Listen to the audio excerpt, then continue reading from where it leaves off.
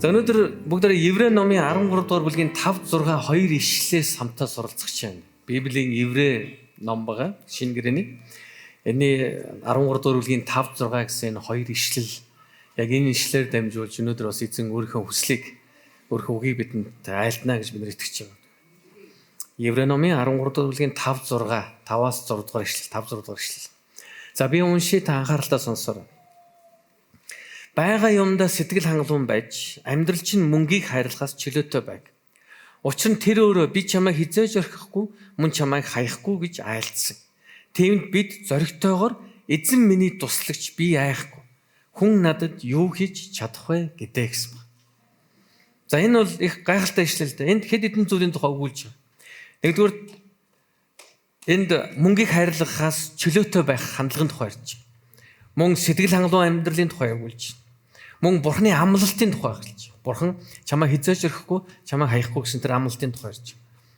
Тэгэд энэ амлалтанд итгэж найдаж байгаа хүн нэгсэндээ Бурхан бол миний туслагч учраас би айх юм байхгүй гэдэг тухай өгүүлж. Бурхан найдаж байгаа хүний тухай ярьж байна гэсэн үг. За эндээс сэдвүүлээ хэд хэдэн зүйлийг бүгд хамт сурцгаая. Эхлээд бүгд мөнгийг хайрлахаас чөлөөтэй бай гэдэг энэ талыг би та бүхэнд бас хуваалцсан байна. Яг энд мөнгөний эсрэг яриаг та ойлгож байгаа бах. Мөнгийг хайрлах, хайраас чөлөөтэй байх гэдэг нь мөнгөний эсрэг яриаг. Мөнгийг муу гэж хэлээгүй, буруу гэж хэлээгүй. Эд баялаг, эд хөрөнгөтэй байхыг эсэргүүцэх. Зарим хүмүүс тэгж жоохон дашуу бодоод байдаг л доо. Христ итгэж хүмүүс ер нь мөнгөнд дургүй байх хэрэгтэй юм байна гэж. Гэхдээ мөнгөнд дургүй байх тухай ерөөсө Библи яриаггүй л дээ. Зүгээр мөнгийг хайрлах, хайраас чөлөөтэй байх тухай ярьж байгаа. За мөнгийг хайрлах, хайраас чөлөөтэй байх гэдэг бол цэвэр шуналтай холбоотой зүйл энэ л тухай ярьж байна. Мөнгөтэй байх гэдэг бол сайн зүйл мөн. Бид нар бүгдээрээ л мөнгөтэй байхыг хүсдэг үстэй. Мөнгөтэй байхыг хүсдэг хүн бол гараа өргөдөө. Харъя да хэдэн хүн байна.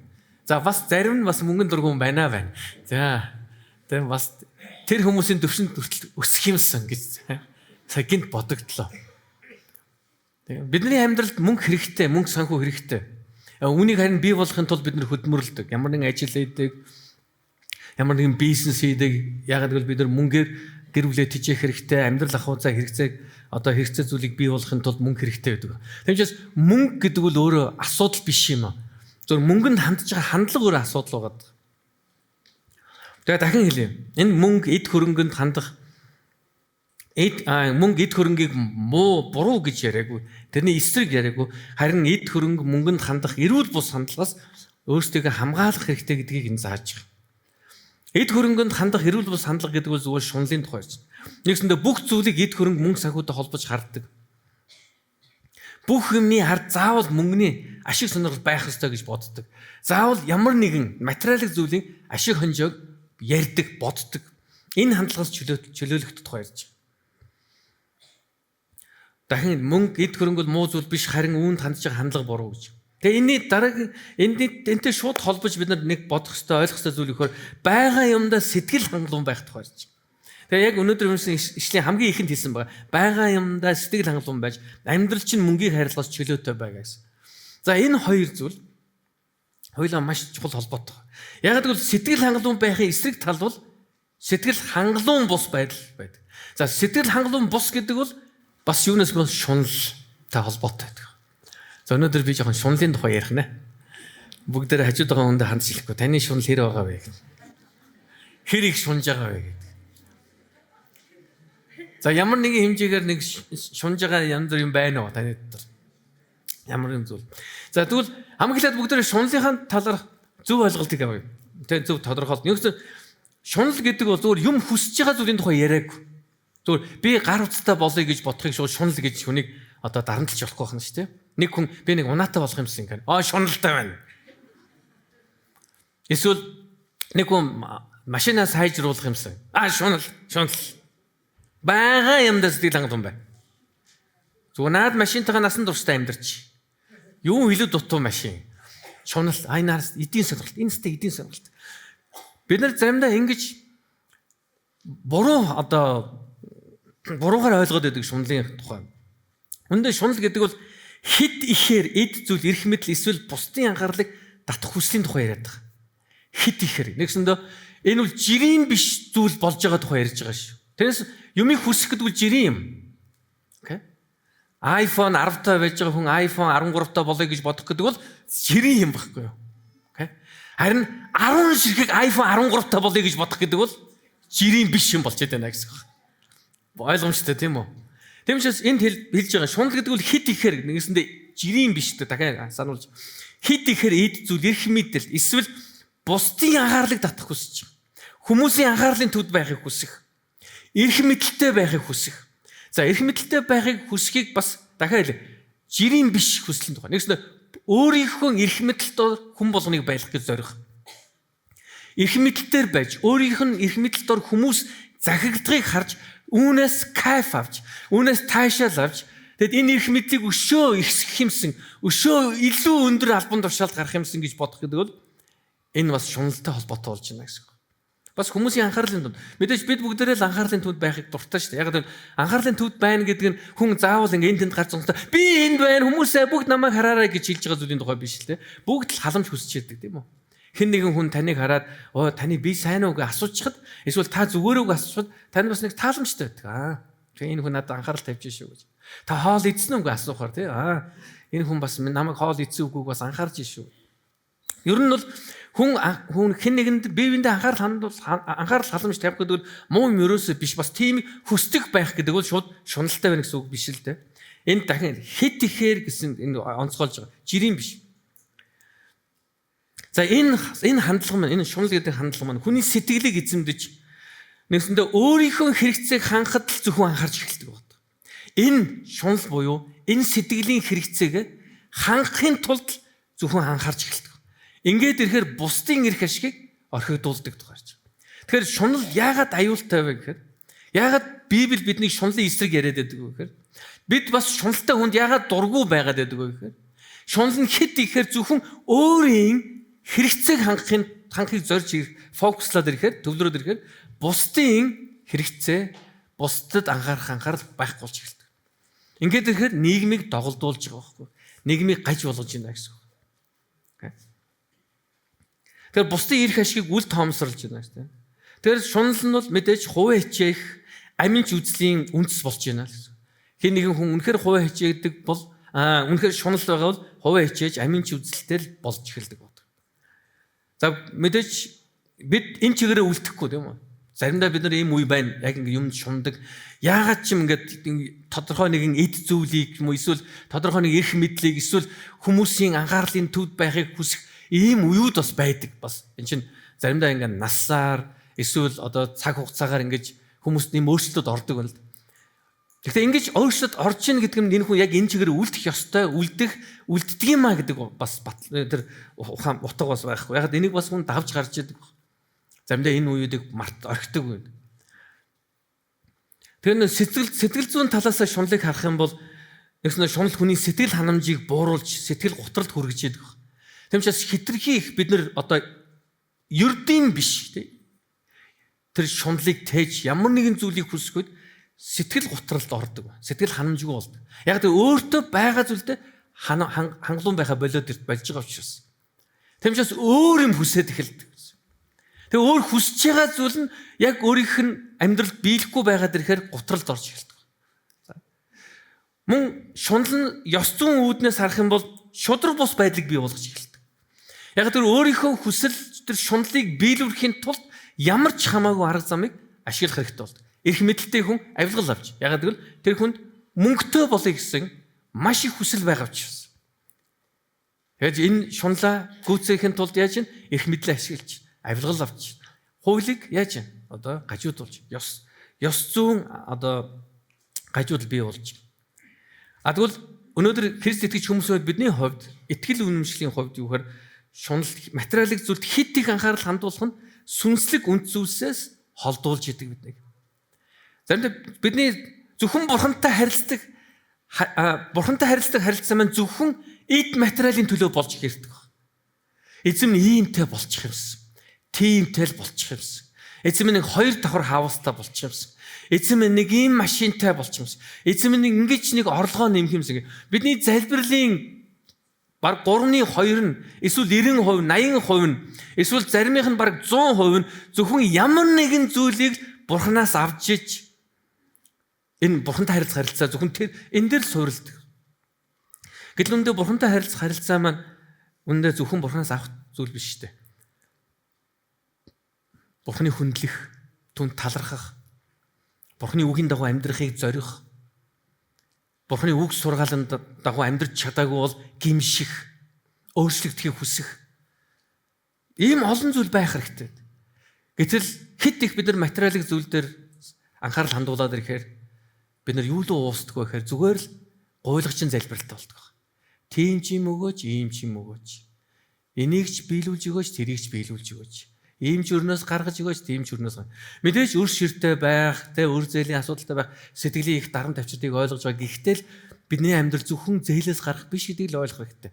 Бурхан биднийг бүтээхдээ, биднийг энэ дэлхий дээр авчирхтаа бидэнд бас энэ дэлхий дээр тэр агуу захирамжаа бурхан бидэнд өгөхдөө зөвхөн нэг өрнөөс гарч нөгөө өрний оронд нэг зээлээс нөгөө зээлийн оронд яваад зээлээс гарахад л бурхан туснаа гэж амлаагүй байхгүй. Эзэн биднийг түүний зорилгын төлөө амьдраасаа гэж хүссэн. Амьдралд маань ямар ч бэрхшээл зовлон байсан эзэн биднийг өөрийнх нь зорилгын төлөө амьдраасаа гэж хүсдэг.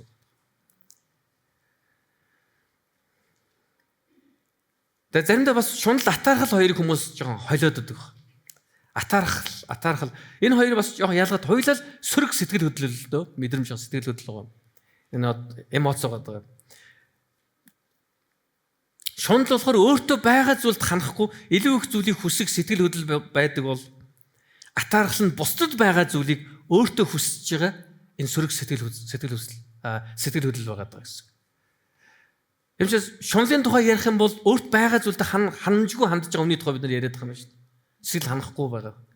Атаархлын тухай ярихад өөрт байхгүй, өөр хүнд байгаа зүйлийг хүсэж байгаа хүний тухай яриад байна гэсэн. Тэр хүний их мэдлэлээр би гармаар байна. Энэ хүний идэлж хэрглэж байгааг би авмаар байна. Энэ хүмүүс бүх хүмүүс алга ташчих. Би яг тэр хүний орон зогсоод алга ташуулмаар байна. Энэ атаархлын тухай ярьж байгаа. Атаархал нь ихэвчлэн өөрийгөө бусдад харьцуулж өөрд байгаа зүйлээ дутуу үнэлэхэд хүргэдэг. Атаархалтай хүн бусдын амжилт, аз жаргалыг хараад баярлдаггүй, өсөө баярлах тийм чадамж байхгүй. Харин ч тэднийг хараад ингээд гомдолж яддаг байна. Тэгээд тэд нар ийм зүйлийг авах ёсгүй гэдгийг ойлгуулахыг зориод байдаг байна. Энэ хүн бол ийм авах ирэхгүй хүн байхгүй гэдэг. Тэгэхээр байгаа юмдаа сэтгэл хангалуун байж, мөнгийг хайрлах хайраас өөрсгөө эрх чөлөөтэй байлгаараа гэдэг бол яг энэ утга дээр бид юу харж байгаа гэхээр шунлаас өөрийгөө хамгаалах тухай ярьж байна гэсэн. Хүн өөрийнхөө шуналд хязгаар тавьж сурах хэрэгтэй байна. Мэдээж ингээд хэлэхээр их гоё сонсогч байгааз хүн өөрийнхөө харамсалтай нь бид нар яг энэ зүйлд тэр болгонд даддаггүй учраас бидэнд бурхны тусламж хэрэгтэй байдаг. Тэмчээс биднээс бурхнаас гуйдаг эзэн надад туслаач гэж. Бид нар эзэн бурхны үгээр өсөж хөгжих тусмаа л бид нар өөрийнхөө тэр шунал энэ атаархал хэл хязгаар тавьж шунлыг ялж атаархлыг ялж амьдрахад бид нар суралцдаг байна. Тэгээ байгаа юмдаа сэтгэл хангалуун байх тийм. Байгаа юмдаа сэтгэл хангалуун байх гэдэг дээр бид нар бас нэг юм ойлгох хэрэгтэй. Энэ нөхөр танд юу байна вэ гэдгээс энэ тогтдгүй юм аа. Та юутай вэ гэдгээс тогтдог. Та хинбэ гэдгээс энэ тогтдог байна. Сэтгэл хангалуун байдал нь таны эд хөрөнгнөөс ирэхгүй. Та өөрийгөө хинбэ гэдгээ мэдхээс ирдэг байна. Бид нар ихэвчлэн сэтгэл хангалуун байдал хизээ хүрнэ гэж боддог гэж хүссэн болгоно авчих юм бол сэтгэл хангалуун болно гэж боддог. Окей. За одоо л цагаан сэтгэл хангалуун болгоно. Йоо, эгээл тэгэл маргааш өглөө нь босоод мэдээ уншсан чи шинэ төрлийн гар утас гарсан байна гэл сэтгэл санаа тавг болж эхэлнэ гэсэн. Тэгэхээр энэ юутай байх вэ гэдэг бол таныг сэтгэл хангалуун байлгах тухай ярих байхгүй. Харин хинбэ гэдэг чинь таны сэтгэл хангалуун байдалд хүргэдэг байна. Ялангуяа Филиппо ном дээр Илч Паулийн хэлсэн дээр үг гайхалтай. Филиппо номын 4-р бүлгээр хэлсэн байгаа. 11-р ишлээс ахлаад. Ингэж хэлсэн. Би үүнийг дутагдсны улмаас ярьж байгаа юм биш. Учир нь би байгаадаа сэтгэл хангалуун байж сурсан юм. Би тарчигхан байхыг ч мэднэ, элбэг дэлбэг байхыг ч мэднэ. Ямар ч нөхцөл байдал цатгалан болон өсгөлөн байх, элбэг байх, дутагдахын аль альны нууцад би суралцсан. Намайг хүчрхжүүлэгч түүгээр би бүгдийг хийж чадна гэсэн байна. Филиппо 4:11-13 дугаар ишлэл, 11-13 дугаар ишлэл. Би гачигдад дутагдсан учраас та нар ингээд надад нэг туслаад өгөөч гэд би гуйлагчин царайлаад байгаа юм биш ээ гэж хэлсэн. Харин биний хэлээд байгаа зүйл юу вэ гэсэн чинь ингэж хэлсэн гэж би ямар ч үед ямар ч нөхцөл байдал би сэтгэл хангалуун байдал би суралцсан юм аа. Баян байхыг ч мэднэ, ядуу байхыг ч мэднэ гэсэн. Затгалан байхыг ч мэднэ, үлсгэлэн байхыг ч мэднэ. Бүр цааш нь ингээд бүр дэлгэх юм бол хүмүүсийн алга ташлтыг ч мэднэ, бас хүмүүсийн үзэн ядалтыг ч мэднэ гэж. Би бүхий л зүйл би суралцсан юм аа гэсэн. Харин тэр нууц юу гэж би энийг нууцнд суралцсан. Нууц нь намайг хүчрхжүүлэгч түүгээр Христээр би бүгдийг хийж чадна гэж. Энэ юусо чадрын тухай яриаг. Энэ итгэлийн тухай ярьж байгаа. Христ дотор надад бүх зүйл өгөгдөн. Бас Христ дотор би ямар ч нөхцөл байдал дотор давж гарах болно гэж. Би зовлонгийн гүнд унсан байсан ч, би амжилтын оргил дээр байсан ч би Христ дотор давж гарах болно гэсэн. Халелуя. Тийм учраас надад байгаа зүйл биш. Би өөрөө сэтгэл хангалуун байдлыг тогтоодог юм байна. Эд хөрөнгө тань сэтгэл хангалуун байдлыг тогтоодог байсан бол өнөөдөр бид нар хүн болгоны сэтгэл санаа нэг тодорхой хязгаар байх ёстой. Гэтэл яг нэг вэ гэхэд хүний шуналт хязгаар байдаг. Би өнгөрсөн 30 гаруй жил би яг энэ үйлчлэлийг хийж л да. Сүмд үйлчилж, сүмийн хүмүүстэй ажиллаж байна. Би нэг ч төгс хүнтэй ажиллаж үзээгүй. Би маш олон янзын хүчрхэг удирдагч нар, пасторуудтай хүртэл би хамт байж үзлээ. Хинч төгс биш. Бидний хинч төгс биш. Тэгээ би энэ хугацаанд юу ойлгосон гэхээр Бурхны нэгүүлсэл хүний тэнэглэл хоёрт хязгаар байхгүй юм байна гэдгийг ойлгосон. Ямар ч хязгаар тэнд байхгүй. Бурхны нэгүүлс, Бурхан ямар нэгүүлсэнгүй. Үндэ таныг хинбэ гэдгээс үл хамаарч Бурхан хайрлаж биш таныг юу хийсэн бэ гэдгээс юу үйлцсэн бэ гэдгээс үл хамаарч бас таныг ямар амьдралтай вэ гэдгээс Бурхан үл хамаарч тань нэгүүлсэ болгосон баг. Яг гэвэл та бол Бурханы бүтээл учраас таныг хинбэ гэдэгт Бурханы нэгүүлсэл байгаад байна гэсэн. Тэрнээс таныг юутай вэ? Эсвэл таныг юу хийж чаддаг, эсвэл чаддаггүй вэ гэдэгт биш. Таныг ямар сайн, эсвэл муу хүн бэ гэдэгтээс хамаагүй. Та бол Бурханы бүтээл. Та Бурханы дүр төрхөөр бүтээгдсэн, Бурханаар хайрлагдсан нэгэн учраас эзэн танд өөрийнхөө нэгүүлслийг өгч байгаа. Бид нар их сайн хүн байгаад бол Бурхан намайг хайрлана гэж боддог. Үгүй. Өндөө Библи юу гэж хэлсэнгээр бидний гим нүгэл дотор өгсөн байхад Есүс бидний төлөө загламж цовдлогдсон юм а гэсэн. Есүс ингээг байхгүй. Йоо энэ хүн төрлөخت нэг жоохон жигдрээд нүгэл мөглөө ер нь нэг 15% багасгасны дараа би ер нь үхье гээгүү. Тэдний нүглийг үүрья. 100% нүглийн үүрчихээр арай л хэцүү юм а. Өөрөөс нь шалтгаалах хэрэгтэй үст. 50-50. Би 50% нүглийн үүрчи, эдгээр 50% нүглээ болчмоор шүү дээ. Тэгвэл би хамаагүй дэлхийд дээр очие. Бурхан ааваа. Есүс тэг Бурханы цорын ганц хайртай хүү Есүс Бурхантай тэгж яриаггүй шүү дээ. Та хүмүүсийг та давраагаад байгаа байхгүй юу? Давраагаад байгаа байхгүй мус амнууд. 50% л байл да. Би яг өхөж болноо. Тэдний нүглийн үүрнэ. 50% л үүрээ л да. 50% тэд нар өөрсдөө хичээх хэрэгтэй үсттэй. Тавраагаад байгаа байхгүй та. Ийм яриа болсон гэж бодож байгаа мөнхий болсон. Үгүй. Болоогүй. Есүс бидний төлөө ирсэн юм. Биднийг хайрлсан юм. 100% хайрлсан байхгүй. Түүний нэгүүлсэн 100% байхгүй. Тэр хязгааргүй тэр нэгүүлсэн тухай ярьж байгаа. Таныг яаж амьдрч юу үйлцснээс үл хамаарсан тэр нэгүүлсийг болгож байгаа. Паул өнийг ойлгосон бэлч Паул. Би ямар их нэгүүлсэлтээр амьдарч байгаа.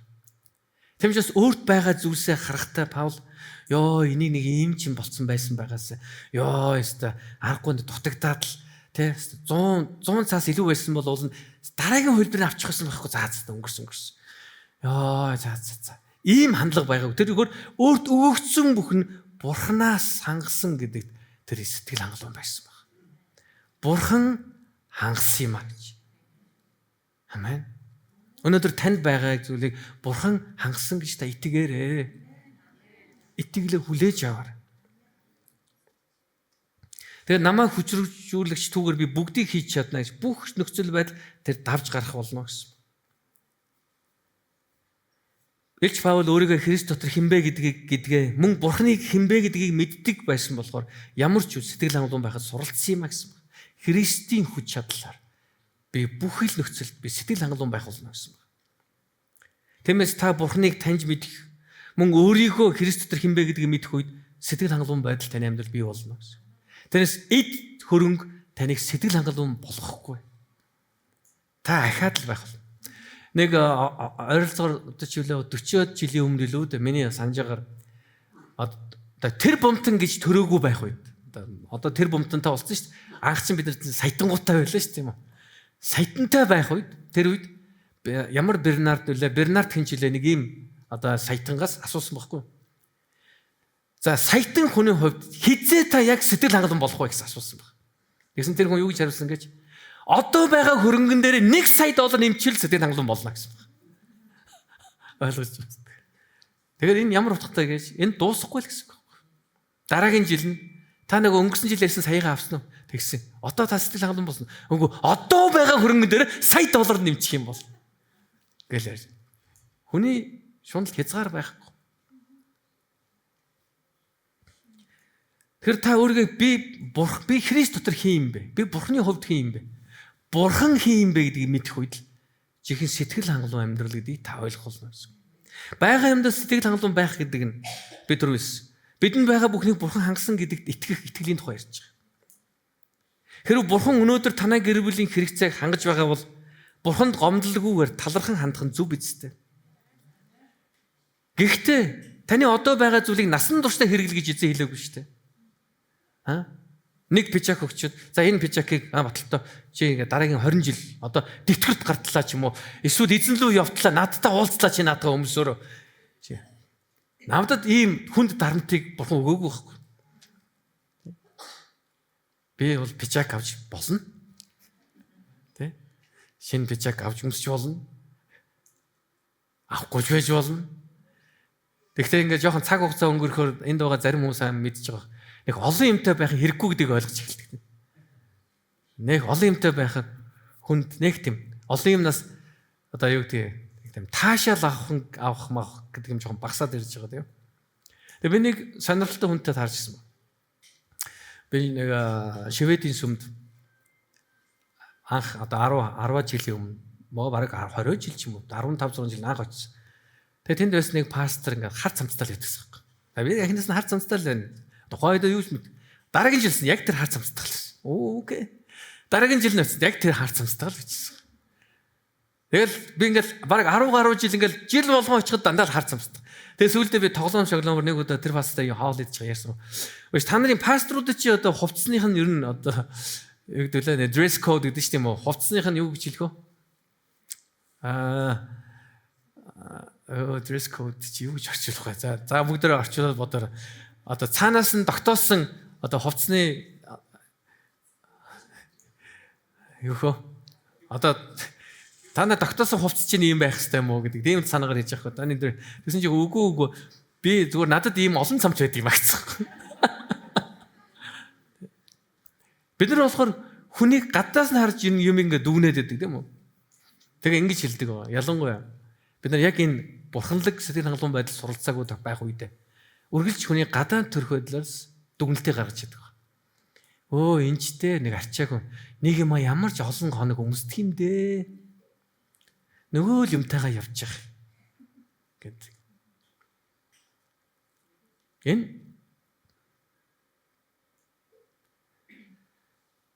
Энд бид нар юуг бодох хэрэгтэй болж байгаа юм. Энэ хүн юуг олон удаа өмсөж байгаа гэдгээс илүү энэ хин бэ гэдэг нь чухал баг. Хүн ямар ч шалтгаан өмсөж болно. Одоо жишээл өдөр болгон яг адилхан цамцыг 30 тийм цамцтай өдөр болгон нэгийг өмсөд байж болно шүү дээ. Бид нар мэдэхгүй шүү дээ. Зарим төрлийн зүйлээс би нэг олон авчнаад амар өгөх. Яг нэг төрлийн. Яг олон юм яасан зүгээр нэг төрлийн олон юм байхад ингээд ээлж ээлжээ солиод өмсөд ингээд л ингээд яг ингээд гой болдог баг. Тэгэхээр бидний амьдралд ер нь бодох хэрэгтэй. Юутай вэ гэдгээс надад сэтгэл хангалуун ирэхгүй юм байна гэдгийг ойлгох үед хинбэ гэдгээ ойлгохын тулд зорих хэрэгтэй. Бурханаас гуйх хэрэгтэй. Бурхан би хинбэ гэж. Хүмүүс ер нь бол одоо ямар нэгэн зүйл хийх тийм үндсэн юм хоёр одоо сэтэл байдаг баг. Ийм хоёр сэтлээс болж хүмүүс ер нь ямар нэгэн зүйл хийдэг. Нэг нь болохоор зориг байгаа учраас хүсэл мөрөөл байгаа учраас хийдэг. Яг хийж байгаа зүйлээсээ хичнээн санхүүхэн ч гэдэм үү янз бүрийн одоо тийм ашиг хонжоо олохгүй байсан ч гэсэн хэн өөрийгөө зориулж яадаг. Ягаад гэвэл тэрний төлөө хараа зориг байгаа учраас. Нэг нь болохоор ягаад энийг хийгээд байна гэхээр энэ ашигтай байгаа учраас хийдэг. Хэдийгээр өөрийнх нь хүсэл мөрөөдөл биш ч гэсэн энийг хийх нь өөрийнх нь амьдрал ашиг үр чимээ өгж байгаа учраас гэр бүлээ тэжээгт нь хангалттай санхүүгийн боломж олгож байгаа учраас хүн энийг хийсэл байдаг. Ийм хоёр л зүйл байдаг ер нь бол. Нэг бол хүсэл мөрөөдлийн төлөө хүн ямар нэгэн зүйл хийж хэдийгээр санхүүгийн ч юм уу эсвэл өөр ямар нэгэн ашиг байхгүй байсан ч гэсэн энд өөрийгөө золиос гарган зориулсаар байдаг бол нөгөөх нь хүсэл мөрөөдөл биш ч гэсэн санхүүгийн ашигтай учраас хүн хийж л байдаг. Яг би аль нь сайн буруу гэдэг тухай ярих зөв ийм сэтлэр хүмүүс ер нь өнөөдөр ажиллаж байгаа. Харин Христ итгэж хүмүүсийн хувьд бид нар юуг ойлгох хэрэгтэй болж байна гэхээр бид нар үндэ Бурхан биднийг юуны төлөө дуудсан, Бурхан биднийг хэн болгож бүтээсэн бэ гэдгийг мэдж амьдрах нь биднийг илүү сэтгэл хангалуун амьдрал руу чиглүүлдэг гэдгийг бид нар ойлгох хэрэгтэй.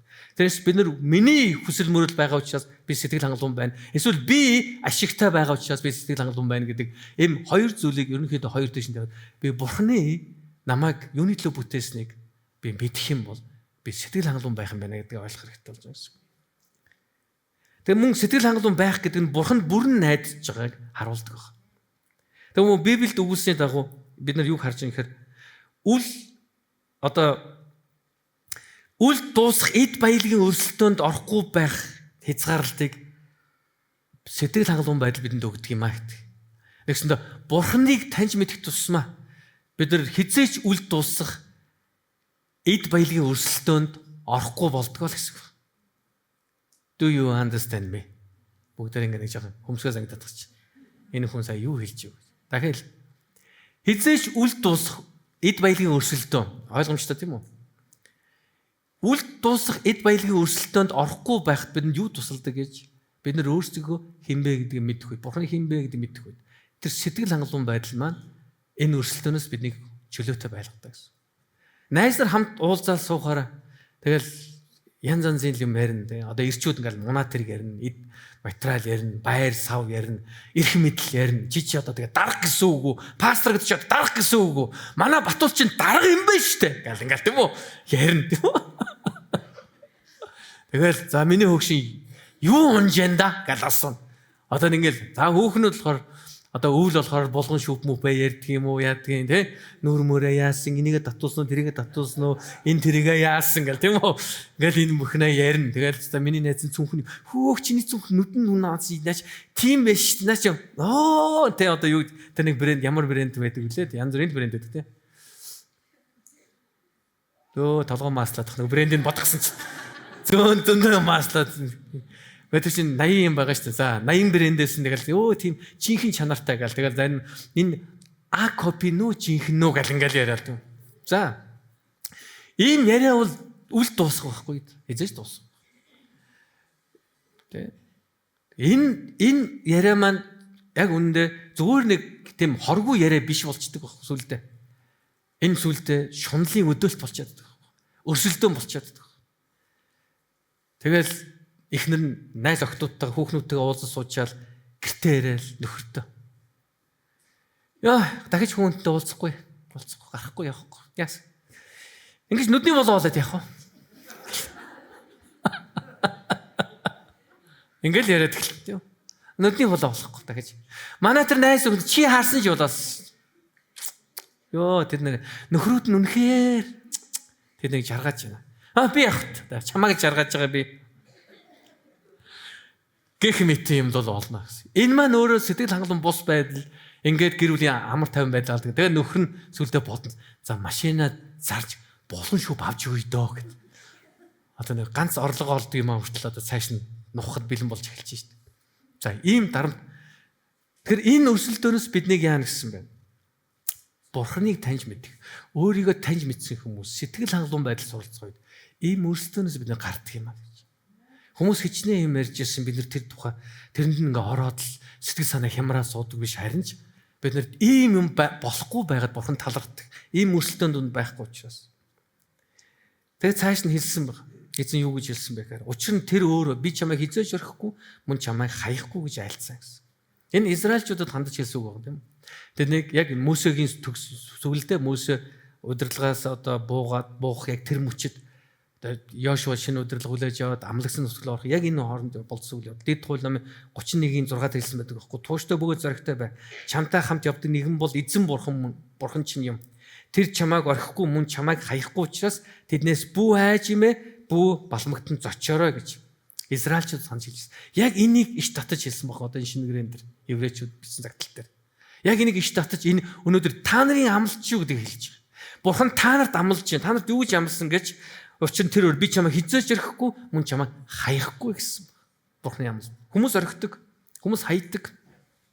Бид нар ярьдаг хүмүүс гол гарчлаа, мурчлаа, ингэчлээ гэх тийм үү. Янз янзын сүртэй үг хэлийг зохиогоол ярьдаг үстэй бид нар чинь. Араараа хутаг зоолгуулчлаа энэ төр гэл тийм. Хөмсөг зангидастай ингээл одоо зөндөөл юм бол. Гэтэ яг үнэндээ хүн бол үргэлж хуурамч гэдэг Библи хэлдэг. Хүний зүрх сэтгэл хуурамч юм а гэдэг. Гэтэ ингэж хэлж байгаа нь бид нар биеиндээ итгэхгүй байх гэсэн үг биш шүү дээ. Бид нар биеиндээ итгэх хэрэгтэй, биеиндээ ярих хэрэгтэй. Биеиндээ итгэл тавиад ярих үед заримдаа бидний ярьсан яриа маань энэ тэнд очиад задарсан ч юм уу, эсвэл бидний нөгөө итгэж найдаж байсан хүн бидний итгэлийг дагаагүй ч юм уу, эсвэл бид нар өөрснөө тэр хүний итгэлийг дагаагүй үйл явдал байдаг. Эндээс бид суралцаал явдаг. Бид нар ойлгол явдаг. Заримдаа бид нар маш сайн мэддэг гэж бодсон юм зүйлээ хүртэл алдаа гаргадаг баг. Тэр хүнд итгэхгүй байх гэсэн санаа ерөөсөө байхгүй. Харин энд хэлж байгаа хамгийн том чухал санаа юу тухай хэлсэн бэ гэхээр Бурхан бүх зүйл чинь байгаарай гэсэн байна. Бурхан найдаарай гэж.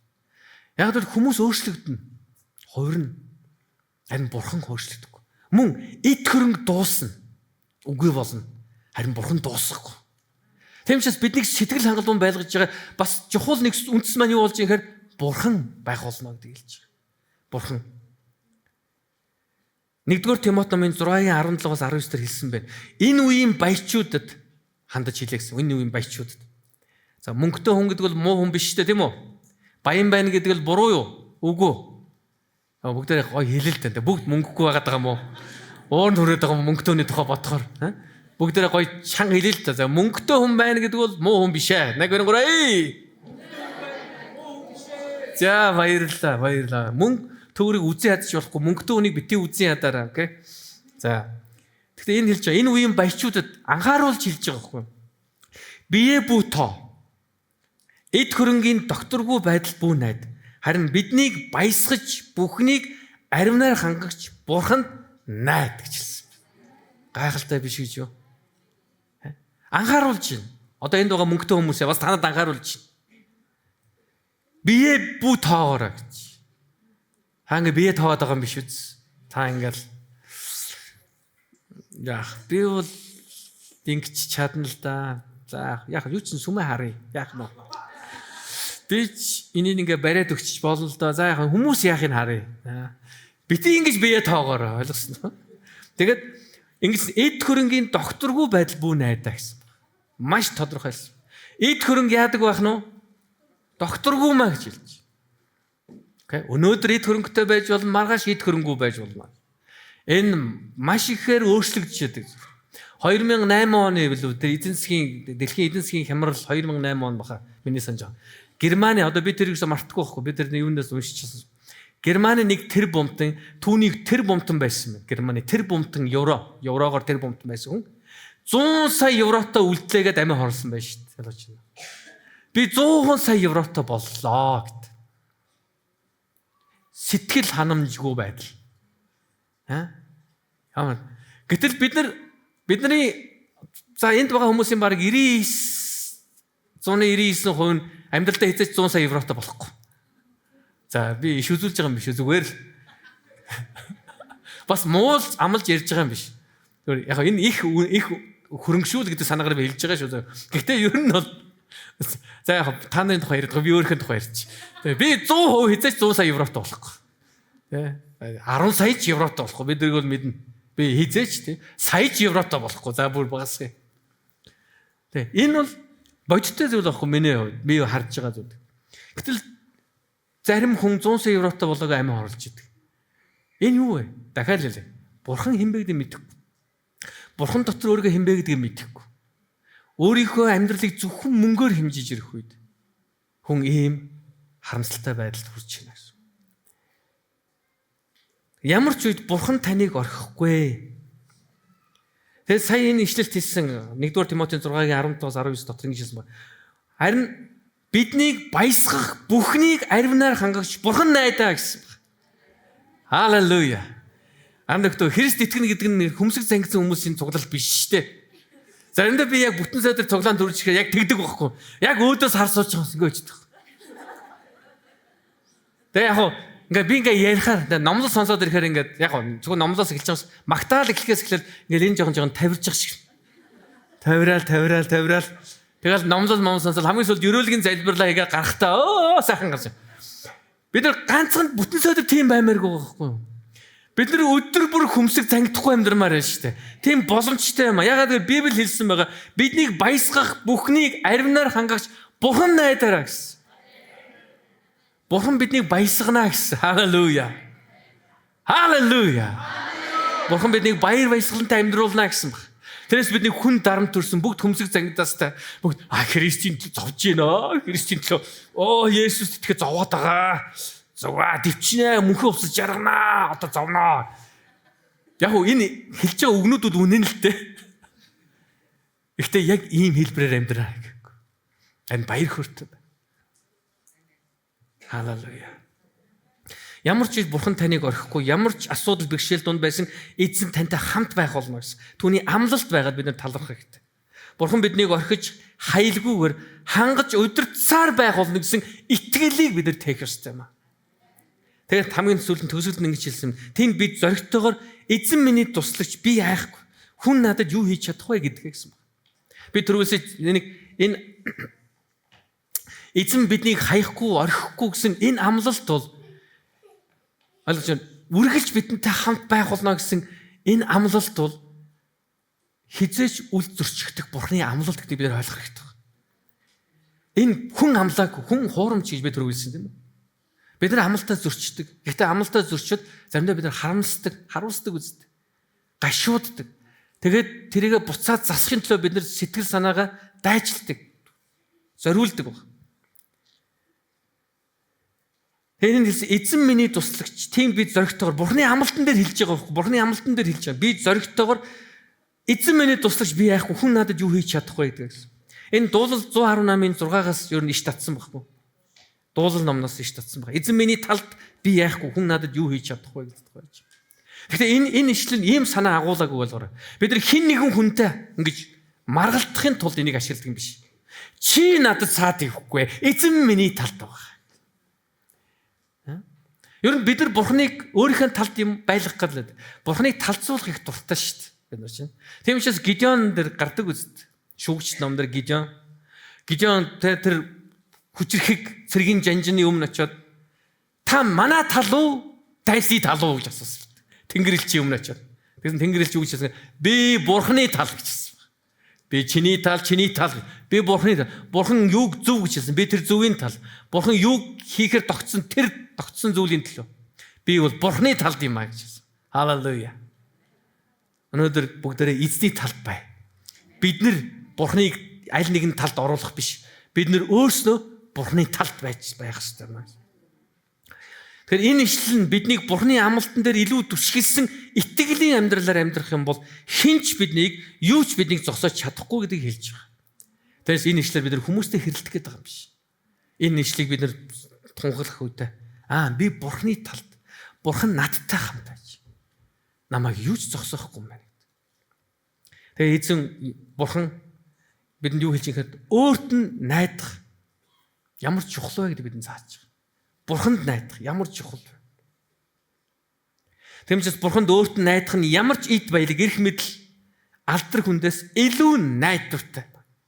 Алдар хүнд мартагдах болно, эд хөрөнгө дуусах болно, эрх мэдэл авагдах болно, харин Бурхан үрд мөнх хэвээрээ байх болно. Халелуя. Амен. Тэгвэл эндээс бүгдээрээ юу сурах вэ? Юу суралцж байна өнөөдөр? Бурхны хангалтанд үргэлж итгэхээрээ. Бурхны хангалт байгаа гэдэгт үргэлж итгэхээрээ. Өнөөдөр өөрт байгаа зүйлээ эзэн хангасан шүү гэд сэтгэл хангалуун байгаар. Өөрт байгаа ямар нэгэн зүйлээ гаргаж ирээд хэлээрээ Бурхан хангасан шүү баярлалаа гэж. Энэ хэддгээр үеийнх нь тэр юу байна? Тэр юус хамаа эзэн баярлалаа. Би түрүүлсэн мэдээж танд байгаа зүйлийг Эзэн насан туршдаа хэрэглэж танд үлдээгээг өгөөгүй. Та сайжруулж болно. Одоо байгаагаас илүү сайн зүйлийг Бурхан танд өрөөж болно. Чадна. Тэр боломжийг Бурхан танд хангаж өгөх болно. Гэтэ авсан, өгөгдсөн бүх зүйлийн төлөө эзэнд баярлалаа гэж талархах хэрэгтэй. Бурхан хангасан. Бурхан таныг хизээж орхихгүй гэсэн амлалтанд нийтгэж амар тайвныг амьдралдаа хүлээж ав. Бурхан нэгэнт надтай хамт байгавал би юунаасаа хайж, би хинээсээ зугатаач, би яагаад амар тайвныг алдах ёстой гэж. Эзэн минь надад өөрийн амар тайвныг хайрлаач. Эзний өмнө итгэлээр ирж зогссоорой. Талархал танд байх ёстой. Харьцуулах, барьцах гэх мэт сэтгэл хангалуун бус болгодог альва хандлагаас өөрийгөө чөлөөлөх хэрэгтэй. Бурханд л найдан амьдрцгаая. Тэр үед та ганцаараа биш гэдгээ харах болно. Бурханд найдацгаая. Бүгд хамт босцгаая.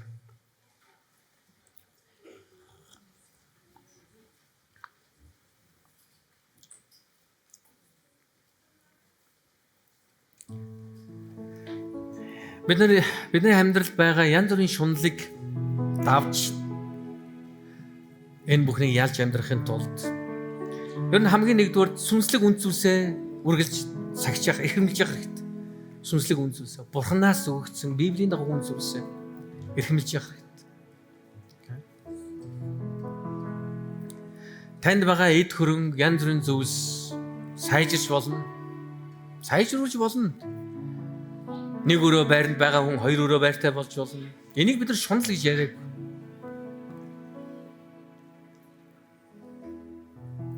Харин Бурхан дотор сэтгэл хангалуун байх гэдэг. Ямар үнэтэй. Бид нар энэ сэтгэл ханамжтай байдал, сэтгэл хангалуун байдалд нь саад болдог. Энэ атаархал, барьцаах, эсвэл энэ шунал, энэ бүх зүйлийг давж гарахын тулд бас өгөөмөр байх сурах хэрэгтэй. Бид нар бусдад хуваалцдаг байх хэрэгтэй.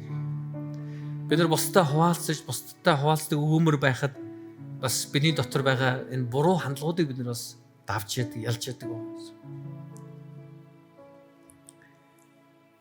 Бурхан бидний найдах ёстой цорын ганц бүх зүйл маань гэсэн итгэлийг таих. Ямар чухал вэ?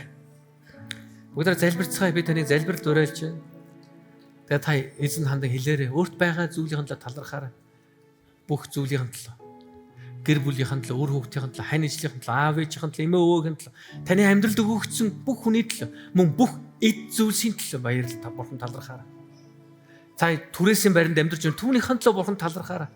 Эзэн минь түрээслэх боломж олгож байгаад баярлалаа гэж түүнд талархаарай.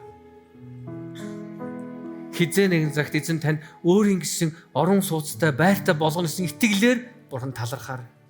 Сэтгэл хангалуун байдлыг өөрхөн дотор байгуулцгаая. Бүгдээ эзний өмнө залбирцгаая. Халелуя. Бидний агуу эзэн Бурхан танд баярлалаа. Эзэн бид нар өөрсдийн зүрх сэтгэлийг таны өмнө ээж. Эзэн бид үнэхээр таны өмнө тунхаглаж байна. Та бол хадын хаан эзний эзэн бөгөөд та биднийг хангадаг нэгэн гэж бидэнд тунхаглаж байна. Тийм өнөөдөр бидэнд байгаа бүхэн танаар хангагдсан. Танд баярлалаа. Гэр бүлийнхэн төлөө, үр хүүхдүүдийн төлөө баярлалаа. Эзэн минь эцэгхийн төлөө баярлалаа. Бидний амьдралд байгаа бүхний төлөө баярлалаа эзэн минь. Ан нөхдийн төлөө, хамтран үйлчлэгчдийн төлөө баярлалаа. Чуулганыхаа төлөө баярлалаа. Амьд чуулганы төлөө баярлалаа. Эзэн минь танд баярлалаа. Бүх зүйлийн төлөө танд баярлалаа эзэн минь. Бага бүхэл эд хөрөнгөний төлөө баярлалаа. Унах унаатай ор хоронтой байлгаж баярлалаа эзэн минь. Эзэн минь та биднийг үргэлж хангадаг Бурхан танд баярлалаа эзэн. Их эзэн бүх алдыг танд өргөж байна Иесус. Эзэн минь та биднийг атаархлаас, шунлаас хамгаалаарай. Бид нэр өөрсдөө шийдвэр гаргаж шунал ба атаархлыг ялж өөрсдөө тэрнээс чөлөөтэй байлгахад та тусалж өгөөч залбирanгуйч. Эзэн бид нар бусдаа өөрийгөө харьцуулах, бусдаа барьцах гэсэн энэ буруу бодол, буруу хандлагуудаас та биднийг чөлөөж өгөөрэй залбирanгуйч. Эзэн бид таны дотор сэтгэл хангалуун байц. Яг бол та бидний хангагч Бурхан бил. Гэхдээ таны дотор сэтгэл хангалуун. Эзэн тань баярлалаа. Есүс. Эзэн Есүс. Та бидний амьдрал гайхамшиг хийдэг үлээ. Халелуя эзэн. Гайхамшиг бүтээгч Есүс.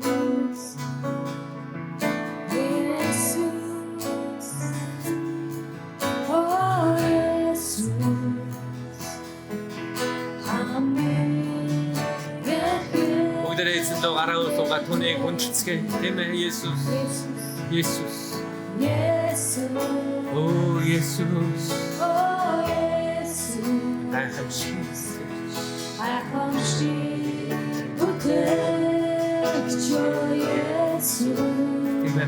Гайхамшиг бүтээгч Есүс.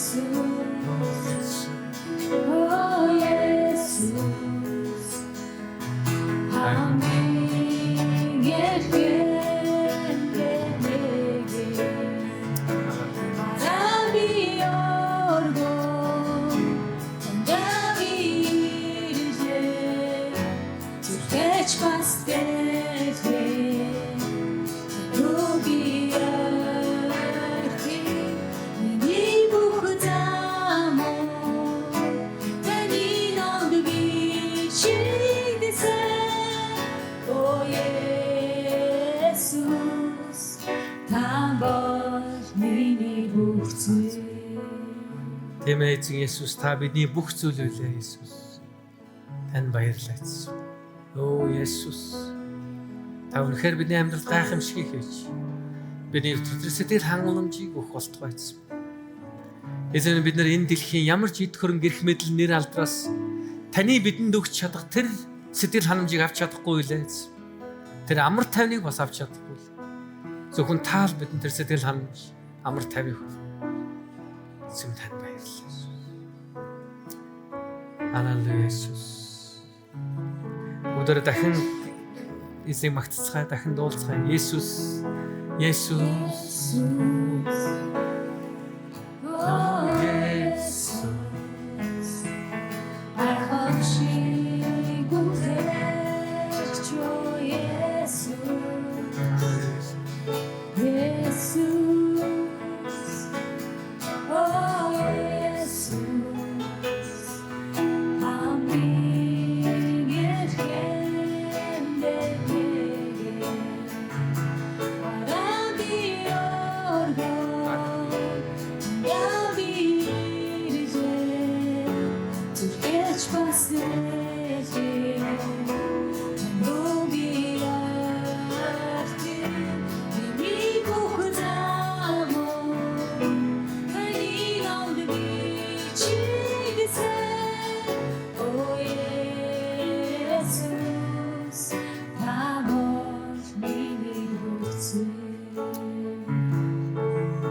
Эзэн Бурхан танд өгсөн амлалт байна.